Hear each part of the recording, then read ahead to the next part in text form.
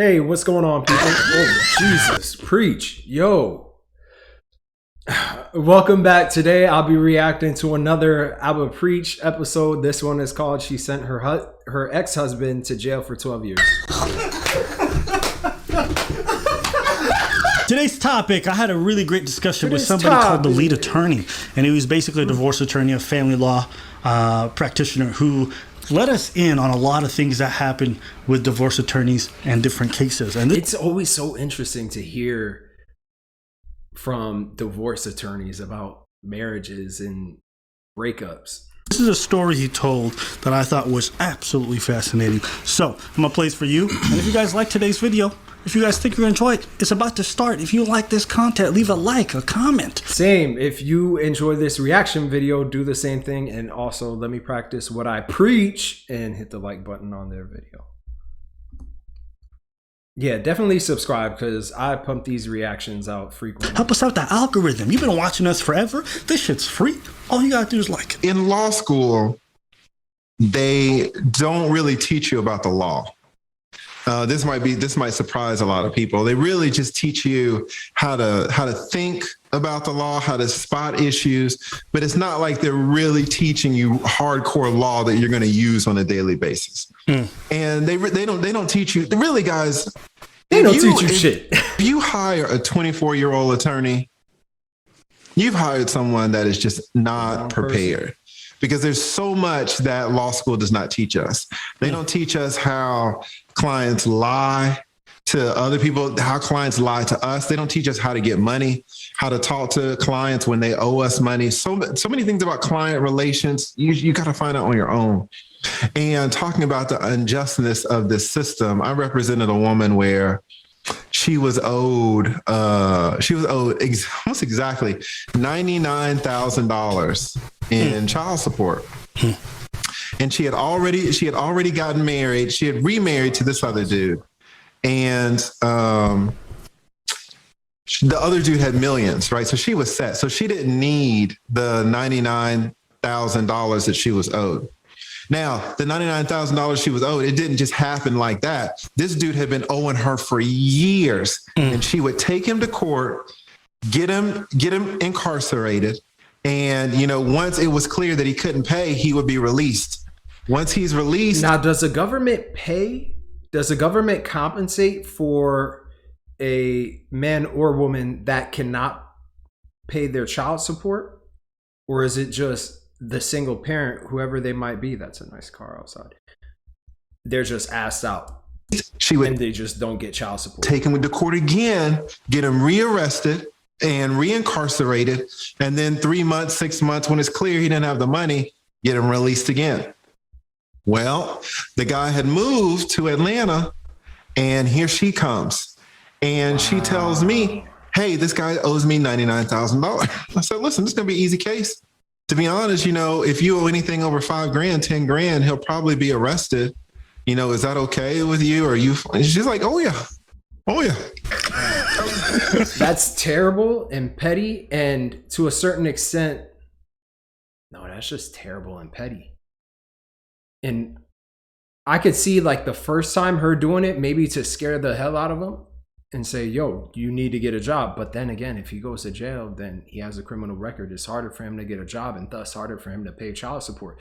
So I think, without knowing too much about that case, it sounds like she's very vindictive. Like that was a very vindictive woman. The way he said that, because think about the impact that has on your kid. If you are responsible for sending your kid's father to jail over and over and over and over again because he's not paying child support. Brother of Beta. Oh yeah, Beta. Are you fine with that, Beta? Are you fine with that? Oh yeah, that was great. I picked up on it too. How did she say that? How did she say that? Like, oh yeah. Arrested? Oh, okay. Yeah. It's a mix of Beta and yuck. Oh yeah. See, you can see that come. You can see that coming. Yeah. You can do that. I didn't know all of the backstory. I didn't know that she had taken this dude. She had this dude arrested, incarcerated so many times. So when we get in front of the judge, now she's kind of told me what the deal is. And the judge pulls up his history and sees how many times. And I cross-examine him, but there really wasn't anything to say. It was clear that he owed the money. And so the judge was like, listen, what do you guys want? And we're like, well, we want him to be incarcerated. And the judge looks at me and then looks at the guy and it just says, listen, you owe her $99,000. Like, why haven't you paid? She keeps sending me to jail. And the guy was like, well, I was in an accident. And the judge was like, well, okay, but your accident must have been a long time ago. You walked in here, you don't have a cane. And to say that, some people just shouldn't have kids. She shouldn't have gave birth to a kid either. Both of them are reckless, irresponsible, and dumb. You don't have a back brace. You're not in a wheelchair. You speak fine. Like, you can work. The guy opens his mouth and reaches his whole head into his mouth and pulls out his jaw and slams it on the witness chair. Everybody in the courtroom was like, oh my God. Oh my God. The judge, me, the bailiff, everybody. Tell me he got released. Wait, the best part, the wife, the ex-wife, the baby mama turns to me and you know what she says? He's always doing that.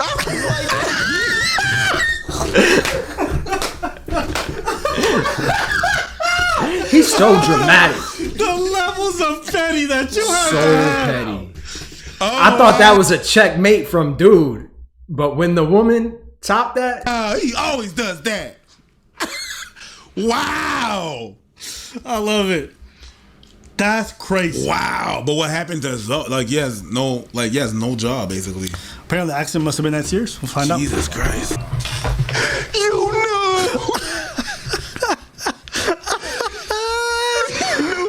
Apparently he would do this the judge, bless her heart, the judge was like, listen, I'm not even gonna, she did not arrest him.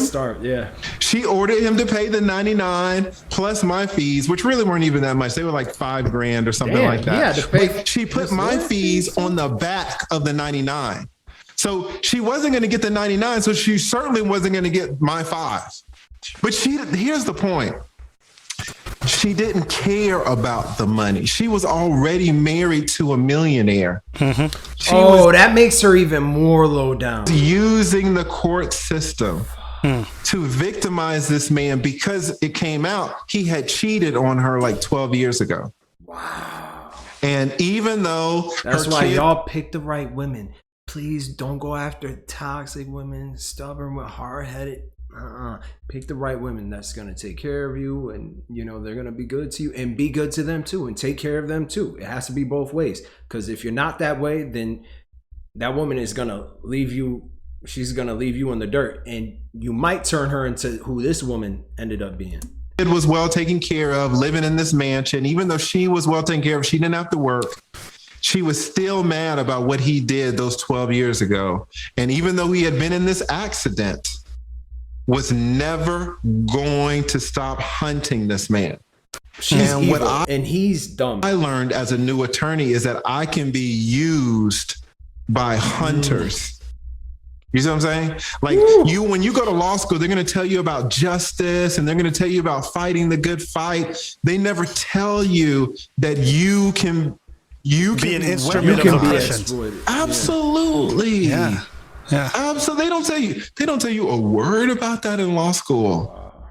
And there are moments like that when you sit back and you're like, oh, okay, I see what's going on now, right? And after 20, you learn that there's no book will tell you this, that they're going to make you pay $400 for in law school. And isn't it tough for you? Because at the end of the day, you're a professional. You still have a job to do.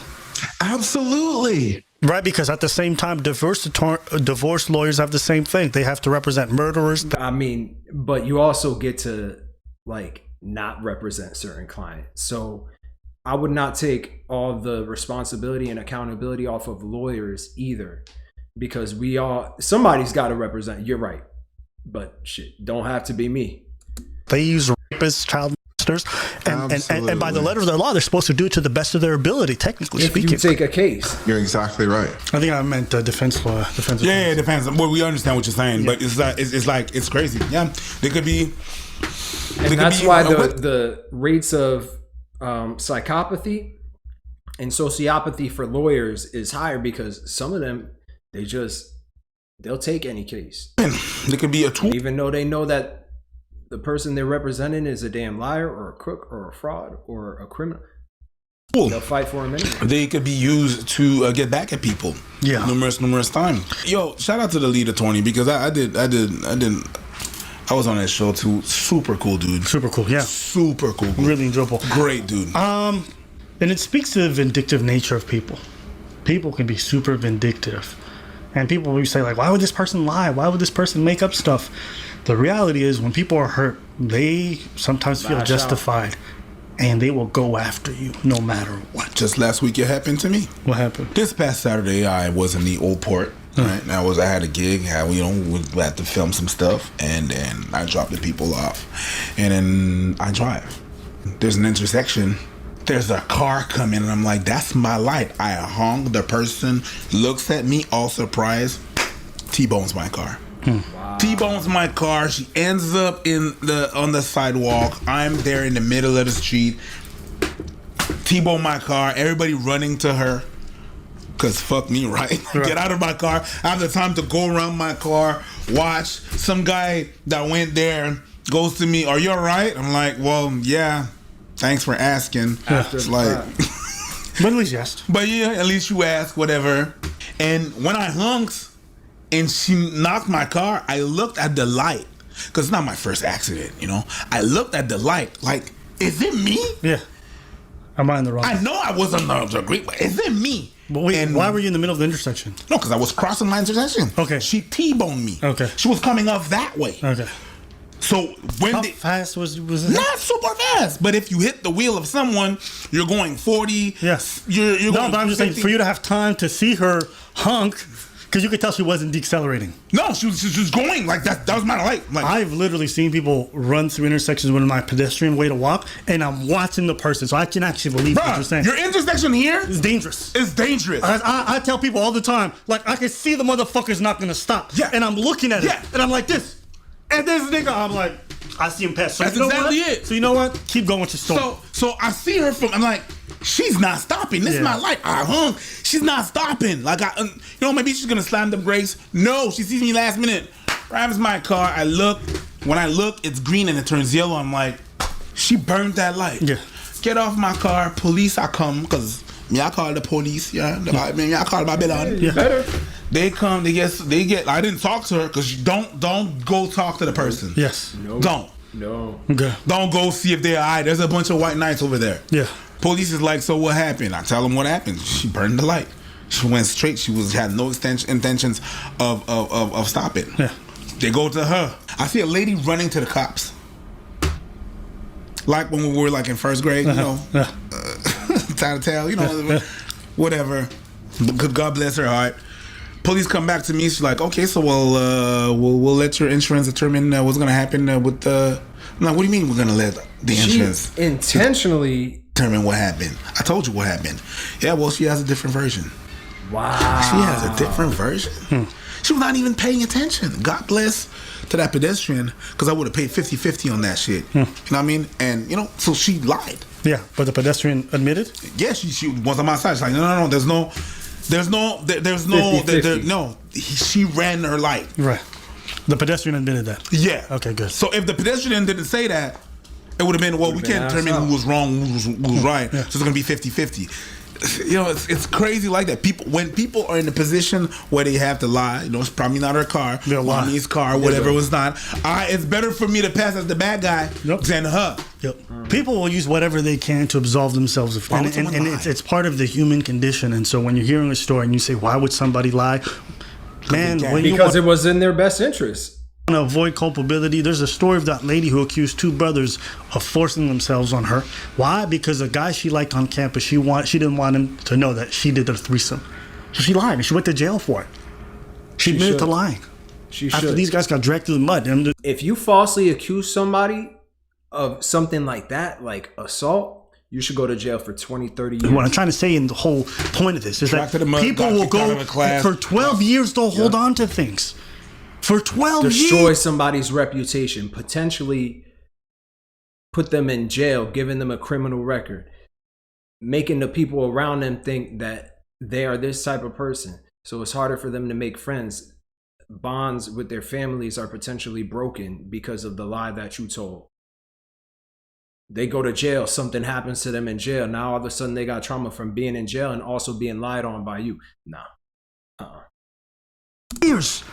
They'll keep to sending jail. you to jail for no reason. The father of years. your kids. Send him to jail. Vindictive. And so let this be a lesson to anybody who's out there who says, I don't understand what motivation people would have to do evil or to do harm like this. You don't need a lot. And it's not necessarily always an evil person. They just may have it in their hearts just for this guy. That's true too. And to everyone else, she's PTA head. She's the top parent at her that's teacher true, schools. too. Okay? She helps out in the community. She bakes cookies for everybody. And guess what? She fucking hates her ex-husband. Yep. And she wants that man in jail. And that's all And it she takes. donated $100,000 last year to World Vision. But she wants to. She wants But that you- motherfucker in jail for money she don't need. That's real. That's real. So It's not all these evil people that do that. Sometimes it's people close to you that are not that evil. And sometimes it's us, sometimes it's me. You know? So I wanted to just bring that forward to you. You ever Said been all like of in a us. We discussion could all with take someone? Ever been in a discussion with someone and then they come to you because you did something wrong? And like, yeah, you did this and that and that. And you're like, oh shit, I didn't realize. I'm sorry. Yeah. Yeah. Yeah, because it really hurt my feeling. My bad. You're right. My apologies. I see exactly where you're coming from.